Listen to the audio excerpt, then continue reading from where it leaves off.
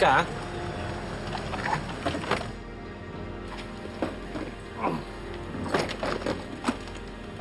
Ingat ka, ha? Ninang, thank you.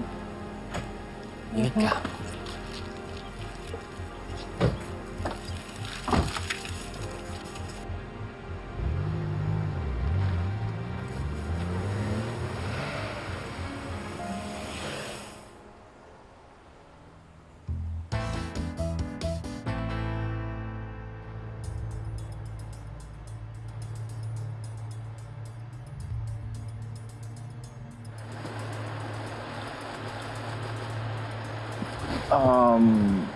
Ma'am, how sure are you na makikita ko natin yung mag-ama niyo? Actually, I'm not sure. Kaya nga nag-aabang tayo. But this could take so much of our time. Attorney, ano bang kinocomplain mo? Tatakutin na naman natin yung mag-ama ko. Di ba dapat nagpapasalamat ka pa nga sa akin? Per hour ang bayad ko sa'yo. Ma'am, lilinawin ko lang ho, Tutulungan ko ho kayo. But only within legal bounds. I will not cross the line. Sana ho malinaw po yun.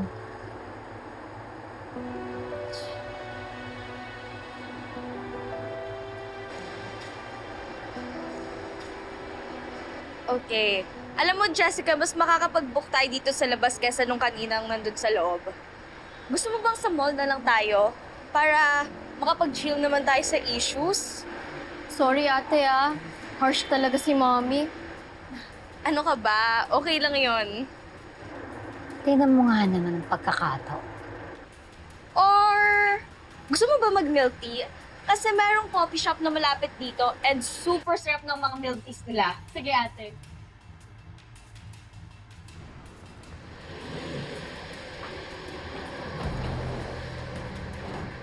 Jessica, Mommy, anong ginagawa niyo dito?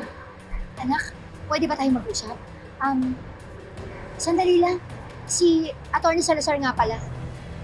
May gusto na siya i-explain sa'yo. Attorney, this is Bakit my may daughter. lawyer? Jessica, hi. Nag-consult sa akin ang mami mo. Sabi niya kasi kinuha daw ikaw at inalayo sa kanya ng daddy mo without her consent. Kaya i-demanda ang daddy mo ng kidnapping.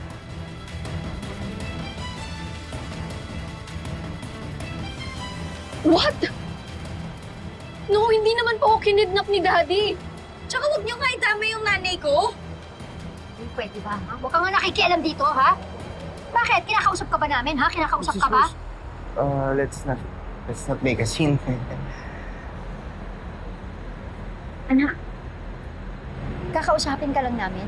Siguro mas maganda doon na tayo sa van mag-usap. Ha? Para mas tahimik. Okay lang ba? Sandali lang to. Ha? Halika No, na. hindi ako sasama sa inyo.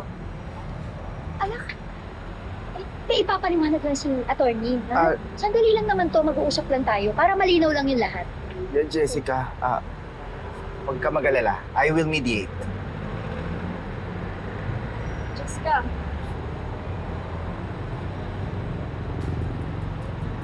It's okay, ate. Mag-uusap lang kami.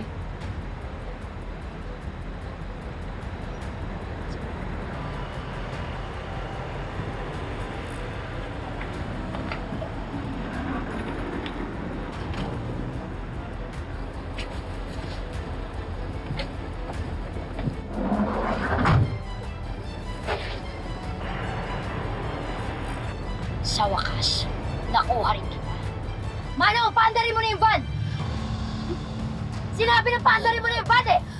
Ano nga, Alis? Akala ko po ba mag-uusap lang tayo, Mom? Shut up! Lock the door! Manong! Huwag ka aalis, ha? Mrs. Cruz! Wala naman ito sa usapan natin. Oh, Mom, let me go! No, no! Kuya, Ano nga po pala, kuya? Kapag daw naiinip ka, pwede ka nang lumabas para makapanood ka ng TV doon. Salamat, Didang. Didang? Ay, Didang. Ate! Manuel, pasensya na ha. Didang, bakit hindi mo inayos yung mga gamit kong dadalhin sa office? Ay, Oo nga, nakaligtaan ko. Sige, ayusin ko na po ngayon. Sige. Hello, Colleen? Nay!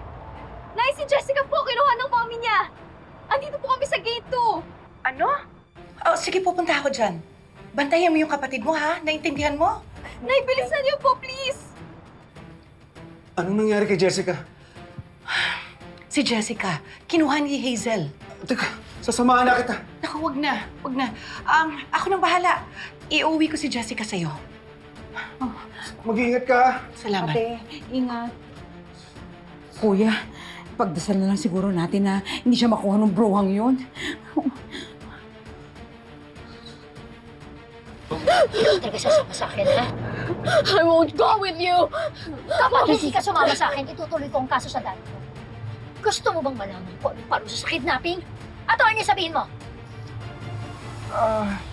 Reclusion perpetua o life imprisonment. 20 years up to 40 years in jail. Ibig sabihin, habang buhay na makukulong ang tatay mo. Doon na siya tatanda, doon na siya mamamatay. Ano yung ba gusto mo, ha? Makukulong habang buhay ang tatay mo, yung ba gusto mo? Mom! Mom, please don't do this to Dad. Please. Kaya nga sumama ka na sa akin, naintindihan mo. Manong! Paandarin mo na! No! Manong, wag! Manong! Ano ba? Shut up! Kausa ka ba? Dapat kinakampihan mo ako dahil pinabayaran kita! Manong! Paandarin mo na yung van! No, please! Ayoko nga magkahiwalay kami ni Daddy. Hindi kayo magkakahiwalay dahil hindi ka na matitiis. Sigurado susundan ka rin niya. Kaya dapat sumama ka na sa akin, anak. Sumama ka na sa akin! Sabi ko, paandarin mo na! Let me go! Manong, wala nga alis! Jessica! Ano ba sila pakinggan? Ako nagpapalag sa'yo! Jessica! Ngayon na! Ano ba? Tumahimik ka! Mrs. Cruz! Help me! Jessica! Lisa!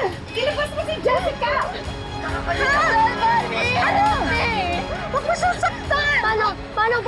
Ano, Velma? Jessica! Anong ginawa mo? Sinaktan mo na naman ba siya? Kung makaasta ka, akala mo ikaw ang nanay? Nagmamalinis ka pa? Kasabot ka naman, di ba, sa pangingidop kay Jessica? Attorney, yan yung kabit na mister ko. Bilib din naman ako sa lakas ng loob mo. Nagdala ka pa ng abogado? Oo, dahil ididemanda kita. You're an accessory to the crime.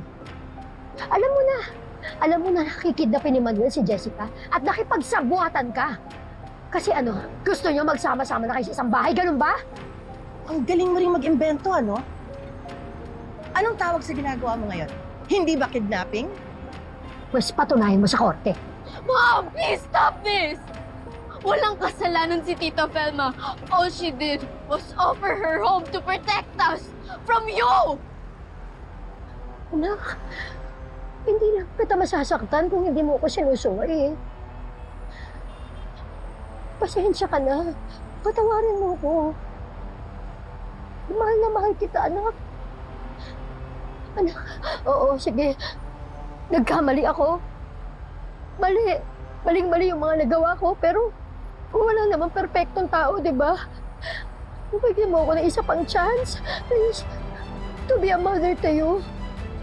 Anak, hindi kita papipiliin. Sige, ikaw na lang ang magdesisyon kung sasama ka sa akin. Pangako, magsisimula ulit tayo, anak. Magsisimula tayo ng panibago. Pangako ko yan sa'yo. Kung sasama ka sa babae niya. Please, anak. Please. Kamusta ang pinakamagandang prinsesa? Alam mo, mamaganda, hinahatid ako ni tatay sa school tapos sinusundo din. Minsan, siya rin nagpiprepare ng baon ko. Sino yun? Okay, ladies and gentlemen, presenting our special guest for today, Madam C.